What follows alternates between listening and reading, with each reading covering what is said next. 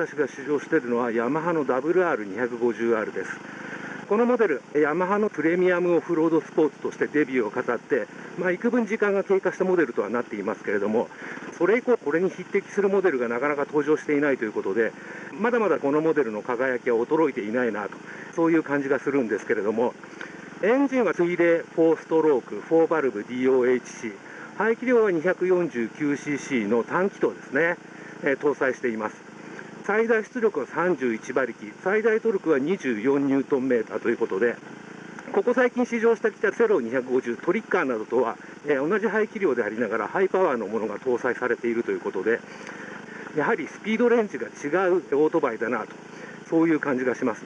シート高も高くてですね、足つき性はお世辞にもいいとは言えないわけですけれども、ヤマハがシートジョイとのコラボレーションによって作ったスペシャルシート、これがですね、2012年の9月の30日までヤマハの購入サポート付きで購入できるということなので、このシート高だけがどうしてもっていう方はそちらの方も検討してみればいいんじゃないかなと、そんな風に思います。本来はこういった林道ではなくてクローズドのオフロードコースでテストするような車両かとは思うんですけれども、今日はですね、私も含めて一般ライダーの使用状況に即してテストするということで林道に来ていますけれども、WR250R にとってはもう散歩しているようなものと言えるんじゃないかと思います。WR250R いいのはですね、やはりこのエンジンですね。低速域から実用的なトルクを発揮してくれるエンジンではあるんですけれども、アクセルの開け始め、非常に柔らかくトルクが立ち上がってくるので、オフロードでもですね、非常に扱いやすい特性になっています。この辺りはベテランライダーにとっても初心者にとっても同様だと思うんですけれども、不意にですね、吹き上がってしまうというような性格ではないので、非常に扱いやすいです。そして前が開けたときは、豪快な加速も当然楽しめるという感じです。バイクによってはアクセルを開けても車体を前に押し出すばかりで、フロントの荷重、これをですね、抜いたりとか、そういうコントロールに全く寄与してくれないエンジンというのもたまにあるんですけれども、この WR250R のエンジンはさすがにそういったことはないですね。ふっとフロントの荷重を抜いて、ギャップを乗り越えるのも非常に簡単という感じですね。車体も非常に剛性が高いですね。構成はセミダブルクレードルフレームなんですけれども、メインの部材はアルミのキャスティング素材、そして単造素材の組み合わせ、そしてアンダーチューブは交換性、リアフレーム、シートレールですね、これも交換性となっていて、複数の素材を組み合わせたフレームとなっているんですけれども、非常に光合成でありながら、ただやみくもにパキパキに硬いというわけではなくて、私のようなアベレージライダーにとっても非常にコントロールしやすい車体だなと、そういう気がします。それとですね、前後の足回りです。フロントは 46mm 系のインナーチューブを持つ倒立フロントフォーク、そしてこちらの方はフルアジャスタブルです。そしてストロークは 270mm 確保されています。そしてリアもストロークは同じ 270mm、ボトムリンク式のフルアジャスタブルということで、好み使用状況に合わせてセッティングできるということで、前後フルアジャスタブルのサスペンションが行われているという、この辺りもですね、やはりプレミアムオフロードスポーツというだけのことはあるなという気がしますね。実際にこのフロントフォーク、非常にこれが剛性が高くて、振られた時もスッとホールドしてやるだけで、私のようなですね、アベレージライダーでもなんとかコントロールできてしまうという感じでですね、非常にこの剛性が頼もしいです。フロントフォークをこの路面に突き刺しているかのような非常に強い接地感と剛性感があります。そしてリアも非常に仕事量が多いサスペンション、そういう印象が強いです。非常によく動いて、林道でも乗り心地が意外といいです。そして当然ロードホールディングも良くて、リアのサスペンションが舐めるように路面をトレースしているなというのがよくわかりますね。そして前後のブレーキ、これがまた使いやすいですね。フロント、リアともにそうなんですけれども、ブレーキの効かせ始め、この辺り非常にじんわりとライダーの微妙なタッチを汲み取ってくれるような制動力の立ち上がりなんですけれども、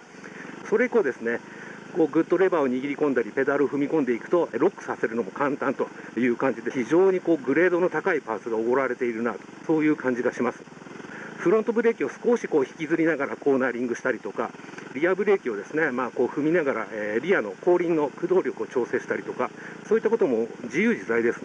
そしてこの WR250R のエンジンなんですけれども、これだけ高回転型のエンジンでありながら、低速域で非常によく粘ってくれますね。アクセルに気を配ってさえいればですね、エンストする気配も見せないです。これであればですね、これからオフロード走行を楽しもうと思っているライダーにも、もちろんベテランライダーにとっても非常に扱いやすいんじゃないかなと、そんな気がします。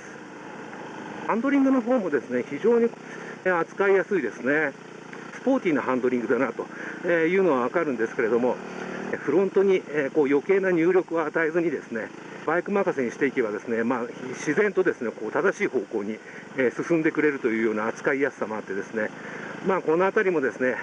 さすがヤマハだなという感じがします。今私はですね、先ほどのオフロード、林道でのテストを終えて、ちょっとしたワインディング、林道ツーリングのですね、行き帰りによく出くわすような非常にコンパクトなワインディングを走っているんですけれども、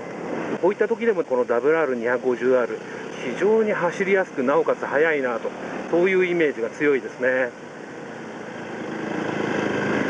まず何がいいのかというと、やはりこのエンジンですね。非常に右手に対する突きが良くて、これに関しては先ほどの林道でも随分救われたんですけれども、こういった場所を走るときも、このエンジンが非常に大きな武器になります。微妙なスロットル操作に対して、忠実によくレスポンスしてくれるので、非常に扱いやすいです。またこれは林道との印象も同様なんですけれども、このスロットル操作だけでも、この車体をコントロールできる余地が非常に大きくて、そういった意味ではブレーキを対応しないでも、スイスイと泳ぐように走れてしまう、そんな走りやすさもあって、加減速の多いワインディング、こういった場所でも非常に走りやすいですね。この WR250R ですけれども、セロ250トリッカー、そしてこの WR250R と、ヤマハの 250cc クラスのオフロード系のモデルを乗ってきましたけれども、すでに登場しているセロ250トリッカー、こういったモデルとはですね、やはりこのモデル、かなり性格が異なるなと、そういう印象が強いですね。セロ250トリッカーに関しては、もっとフランクにオフロードツーリング、そしてキビキビとしたオンロード走行、気軽に楽しみたいと。そういったライダーに向けての製品というイメージが非常に強かったんですけれども、この WR250R に関して言えば、もっとですね、積極的に、特にオフロードですけれども、自分のスキルを上げていきたいと、そういったことを望んでいるライダーに向けての製品、そんな気がします。またですね、そういったライダーのスキルアップに対して、いくらでも応えてくれる用意がある、それだけの性能を備えているモデルが、